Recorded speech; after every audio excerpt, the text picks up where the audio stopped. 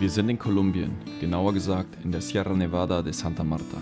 Mein Freund Nico und ich, Johannes, machen uns auf, um einen Berg zu besteigen, in einer Gegend, die berüchtigt ist für bewaffnete Auseinandersetzungen der Drogenkartelle. Nur leider ist uns das Ausmaß zu Beginn noch nicht ganz klar. Durch dichten Dschungel geht es über die Baumgrenze in Gebiete, die selten besucht werden. Wir haben mit viel Regen, Kälte, Höhenkrankheit und matschigen Wegen zu kämpfen. Zuerst müssen wir 2 Stunden per Mototaxi vom nächsten Ort San José de Kennedy über Palmor de la Sierra, einen Ort erreichen, der das Ende der befahrbaren Piste kennzeichnet. Der gesprächige Taxifahrer John erzählt mir viel über die Gegend und sein Leben. Er bringt hauptberuflich Menschen von der asphaltierten Straße in die umliegenden Dörfer der schwer zugänglichen Sierra. Begeistert erzählt er von der Kaffeeernte, die bald beginnt und für ihn die Hauptsaison einleitet. Von früh bis spät fährt der Erntehelfer nach Palmor. Allá se llama Nueva América. ¿Cómo se llama? Nueva América. ¿Ese pueblo? Sí, es como una veredita por allá hay fincas para allá, suben allá. In dem kleinen Dorf La Bodega wurden wir vom Vizebürgermeister angehalten. Er wollte uns ohne Guide nicht weitergehen lassen.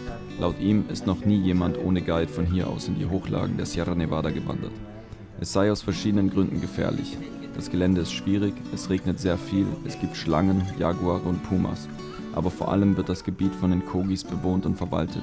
Ein Volk, das schon vor Kolumbus hier war und einen sehr traditionellen Lebensstil pflegt. Außerdem kämpfen verschiedene paramilitärische Gruppen um die Kontrolle der Sierra Nevada, um die Anbauflächen für den Kokastrauch, als auch um Schutzgelder von der lokalen Bevölkerung zu erpressen. Das wird hier Vacuna genannt, also die Impfung. Ich versuchte, diese verschiedenen Argumente auseinanderzusortieren, um einen gangbaren Weg für alle Beteiligten zu finden. Die Indigenen würden wir natürlich um Erlaubnis fragen. Sollten wir diese nicht erhalten, drehen wir um. Die Paramilitärs hätte ich am liebsten auch um Erlaubnis gefragt. Letztendlich ließ er ein Dokument anfertigen, wonach wir die gesamte Verantwortung selbst übernehmen, was wir sowieso immer tun. Wir sind jetzt endlich aus dem Dorf aufgebrochen. Es hat lange gedauert, alle zu überzeugen, dass wir das jetzt alleine machen wollen und können.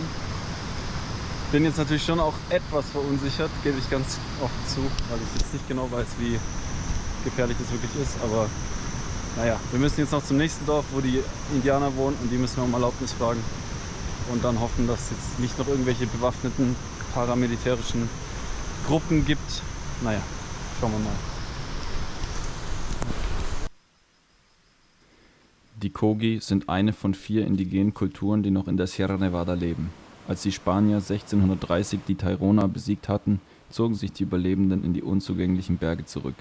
Die Kogi glauben, direkte Nachfahren der Tairona zu sein, wofür viele Indizien sprechen. Wir wollten im Dorf nach Erlaubnis fragen, jedoch machte niemand Anstalten, uns anzusprechen, obwohl wir eine gute Weile dort warteten. Wir entschieden, weiterzuziehen und bei den nächsten Häusern zu fragen. Ein paar 100 Meter weiter trafen wir 2 Männer vor einem Haus, die uns versicherten, dass dies der richtige Weg sei und wir gerne weiterziehen könnten.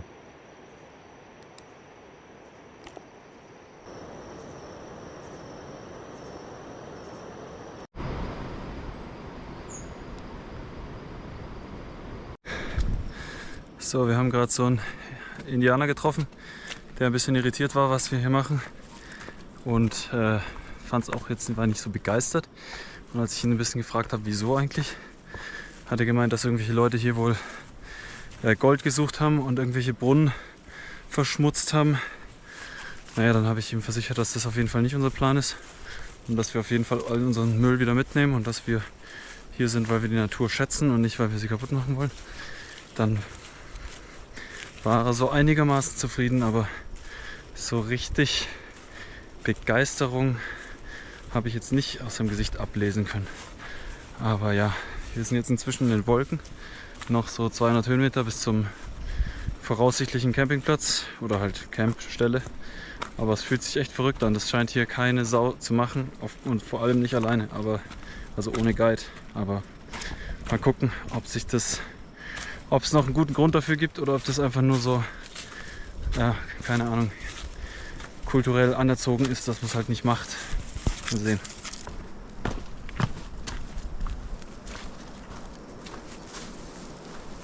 Ah, geile Bäume. Ich liebe es, wenn man vor dem Schlafengehen im Zelt nach einem Tag schwitzen noch baden kann. Und hier gibt es einfach diesen unglaublich kalten, aber richtig geilen Bergbad. Hier mitten im Dschungel.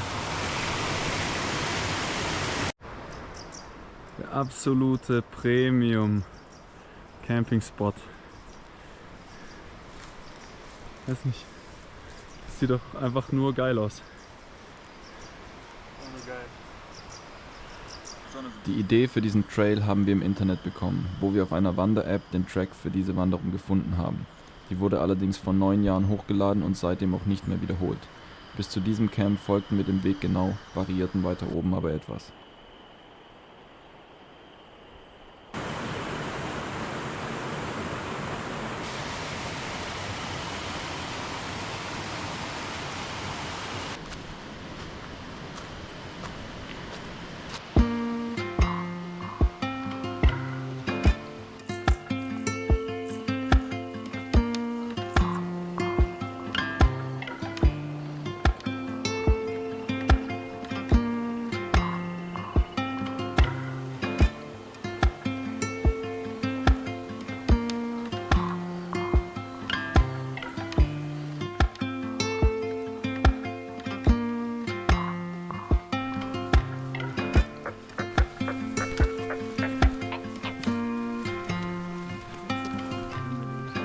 Heute gibt es erstmal ein Brot, also Schokokroissant kann man so sagen. Powerbar, Protein, Riegel. Geschmack Schokolade, Brownie. Schön 448 Kalorien. Wir sind prepared. Der Regenschirmwanderer. Ja, es hat jetzt ziemlich angefangen zu regnen, aber wir haben damit gerechnet. Und theoretisch sollte gleich die Baumgrenze kommen, was ein neues Highlight sein wird.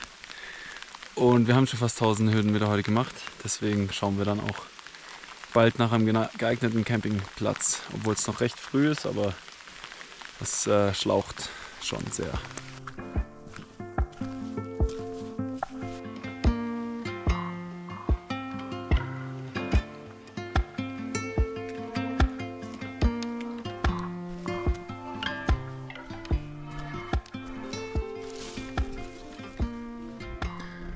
So, wir lassen jetzt mal die Rucksäcke hier an unserem Designated Camping Spot. So sieht er ungefähr aus.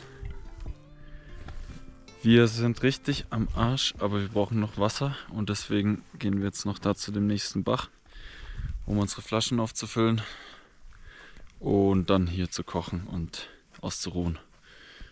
Na, was macht die Höhe? Die Höhe macht das. Ja.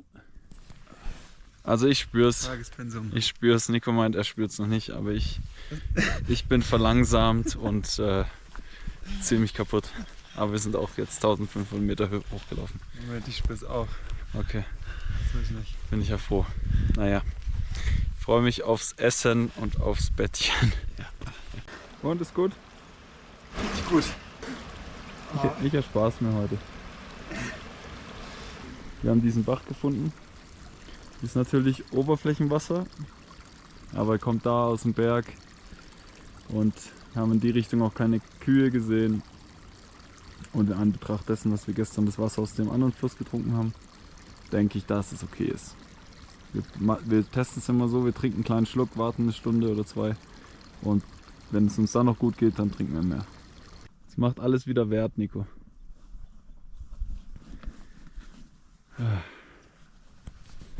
Hätte ich nicht gedacht, dass hier nochmal die Sonne rauskommt. Wir sind hier die ganze Zeit schon in den Wolken. Wir machen uns jetzt noch ein kleines Spaghetti-Dinner und dann geht's ab in die Haie. Okay, das ist schon krank. Das ist Wie weit man plötzlich schauen kann.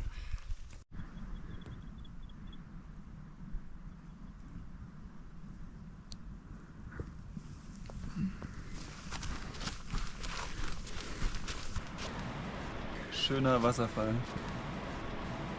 Oh, aber das heißt, der See ist noch weiter oben. Sicherlich, oberhalb vom Wasserfall. Hast du gedacht, da unten? Ich dachte ja.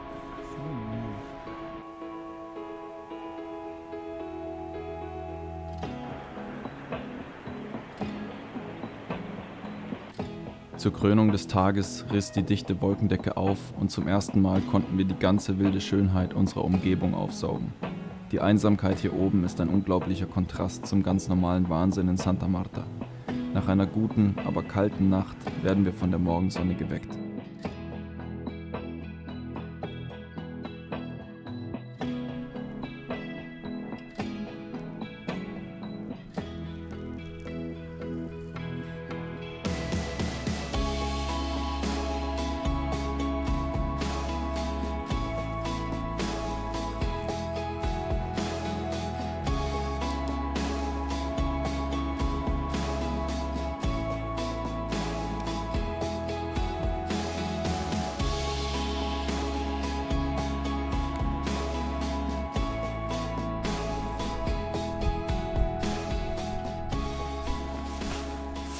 Wir haben Besuch bekommen.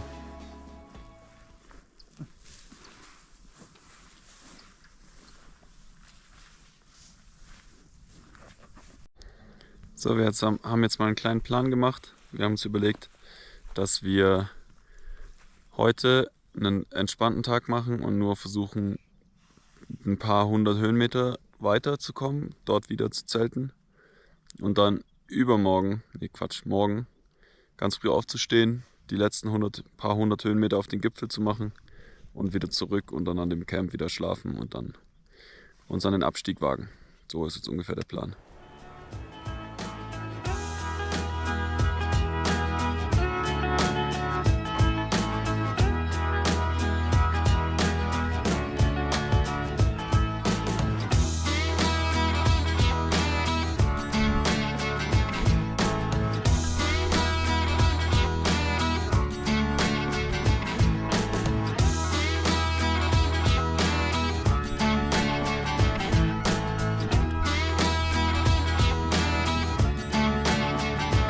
Weg ist weiter rechts. Okay. Würde erklären, warum es hier so schlecht vorwärts geht. Würde erklären, warum hier das Gelände so anspruchsvoll ist.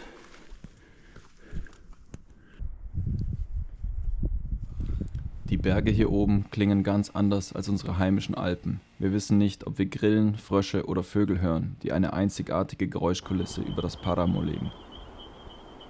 Und da in der Ferne die Wolken, die man sich einfach von oben anschauen kann. Wir kommen früh an unserem dritten Camp an und können den mittaglichen Regenguss im trockenen, aber kalten Zelt aussitzen. Wir sind nun auf 3808 Meter über dem Meeresspiegel und langsam sind die Symptome der Höhenkrankheit nicht mehr wegzudiskutieren.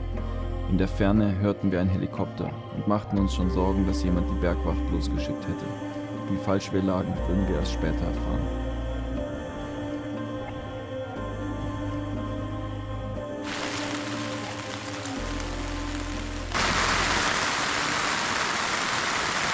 Wir ruhen uns ein bisschen aus.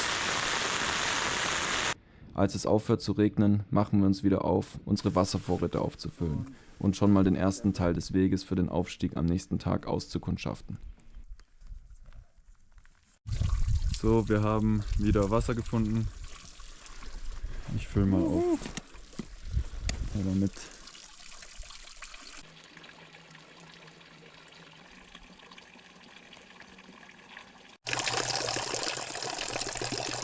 Ich weiß nicht, was passiert ist. Jetzt plötzlich strömt es mega hier runter.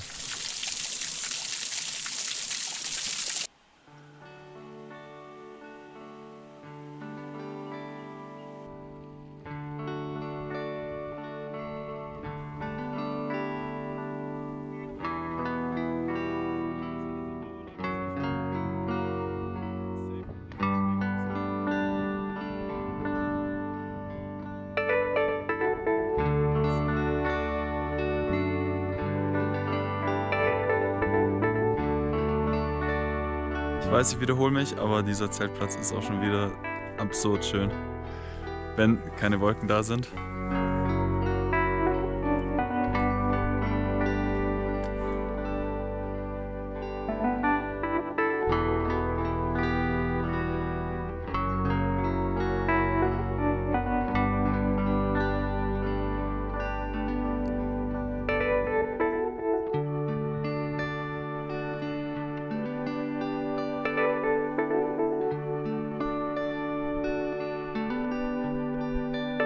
traumhaft, dass es ein bisschen aufgeklärt hat. Da unten ist unser Zelt. Da ist der Pico El Placer, den wir morgen früh besteigen wollen. Hier sieht man dieses unglaubliche Tal. Es ist extrem steil. Und die Tiefebene, man sieht die Ciénaga, den großen Sumpf. Da so ein kleiner See. Und hier die Lagunas. Wahnsinn. Unglaublich.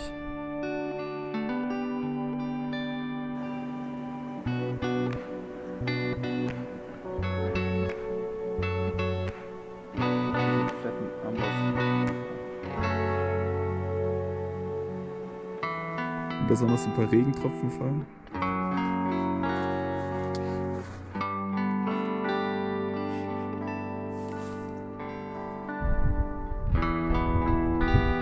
Alter Schwede.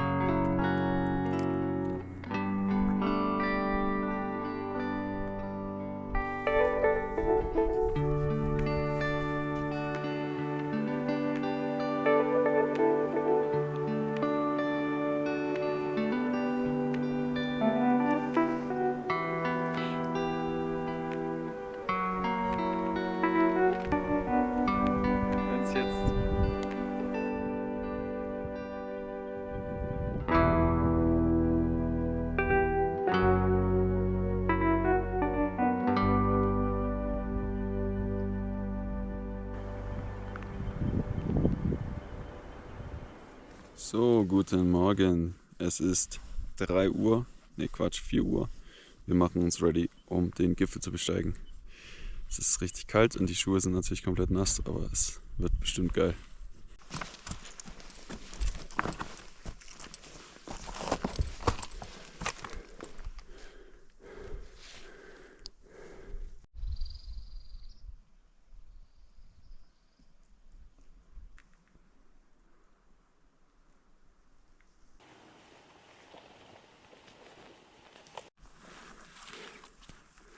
Absurder Regenbogen. Im Hintergrund der Schatten des Berges. Und wir sind kurz davor, den Gipfel zu besteigen. Die Luft ist so dünn, dass jeder Schritt super anstrengend ist.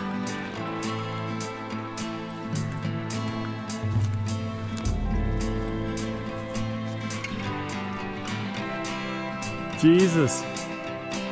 Alter.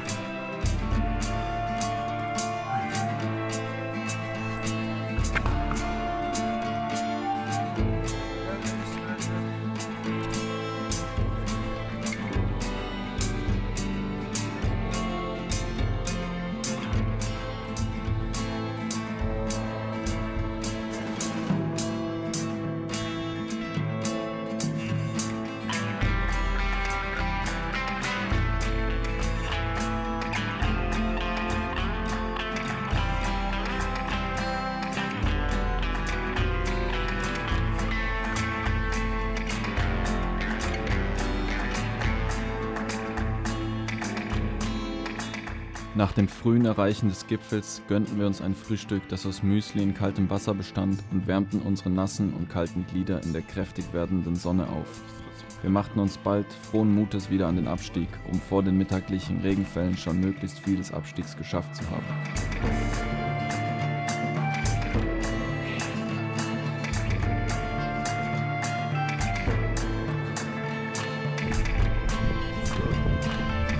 Die maximale Stärke.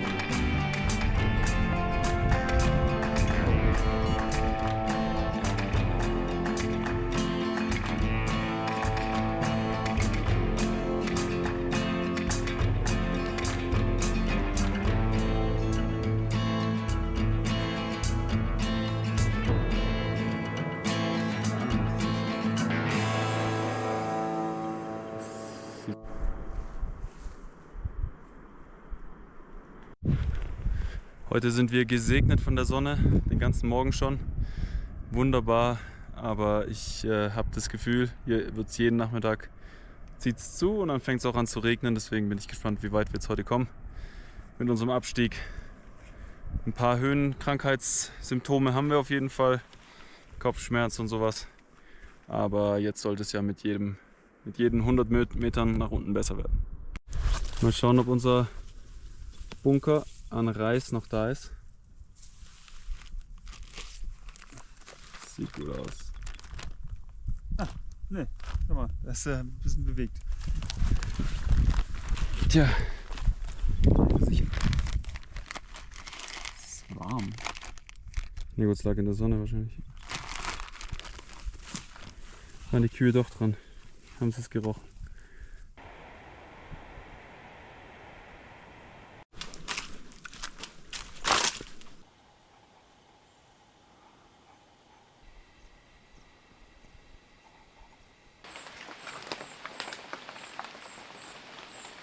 Ja, noch ein paar hundert Höhenmeter.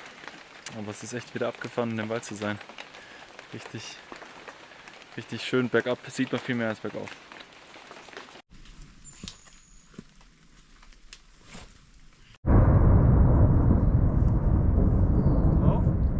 Das Ende nur.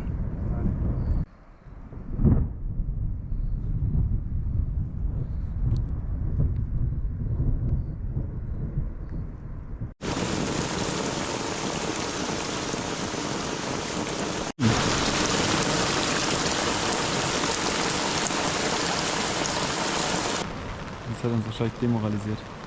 Ja.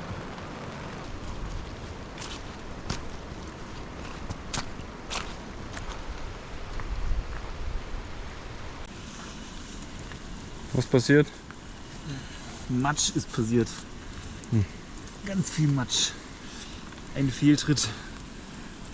Und schon war der ganze Schuh. Matsch.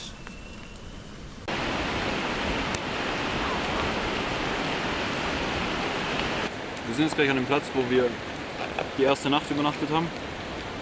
Und es ist so wenig attraktiv, jetzt da zu zelten. Es sind noch 1000 Meter nach unten, um ins Dorf zu kommen.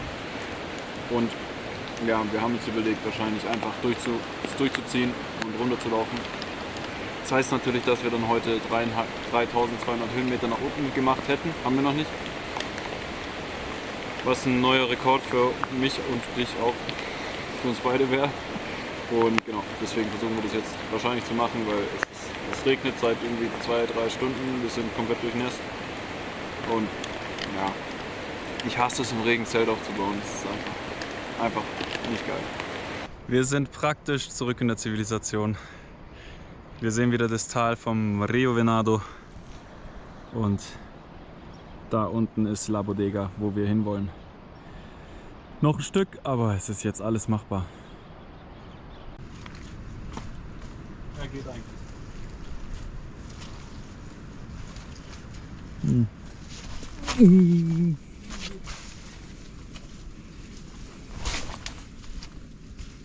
Scheiß Weg.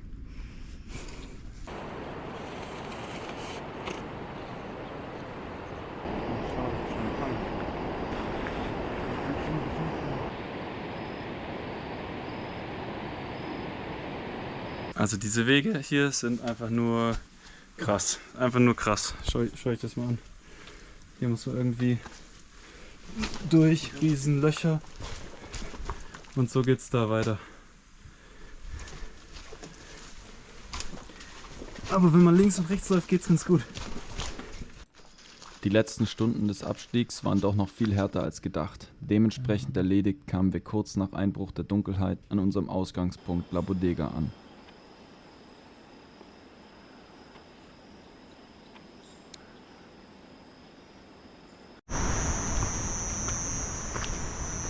Wie geht's dir? Ich bin am Arsch. Me too.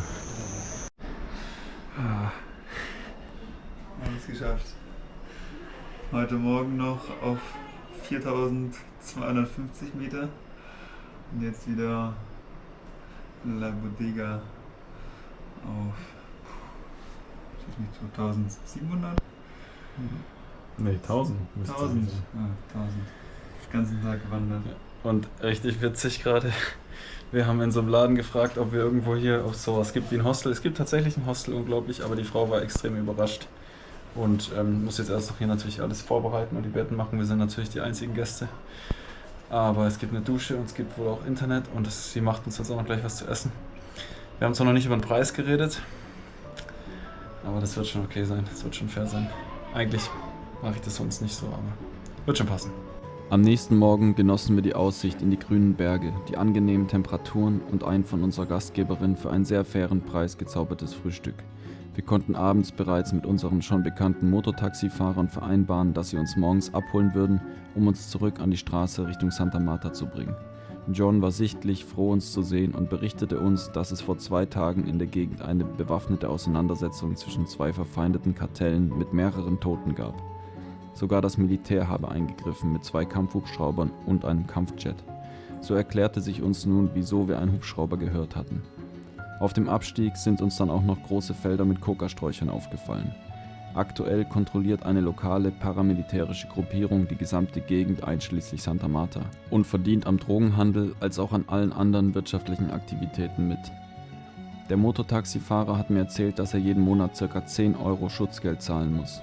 Allerdings möchte sich aktuell ein mexikanisches Kartell namens El Golfo in der Gegend festsetzen, was immer wieder zu Konflikten führt. Laut John sei nun eine besonders kritische Zeit, da die Kaffeeernte bevorsteht und damit das Kartell, das die Kontrolle hat, viel Einkommen zu erwarten hat. Wir fühlten uns ziemlich blöd, so nah an eine so gefährliche Situation herangekommen zu sein, wobei ein kleiner Teil von uns auch unendlich dankbar für diese einmalige Erfahrung ist. Die Sierra Nevada wird vorerst nicht mit Touristenströmen zu rechnen haben. Und so blöd es klingt, schützen die paramilitärischen Gruppen sozusagen aus Versehen die Unversehrtheit dieser Landschaft. Vielen Dank fürs Zuschauen. Wenn es euch gefallen hat, lasst gerne einen Like oder Kommentar da und abonniert unseren Kanal. Liebe Grüße und bis bald.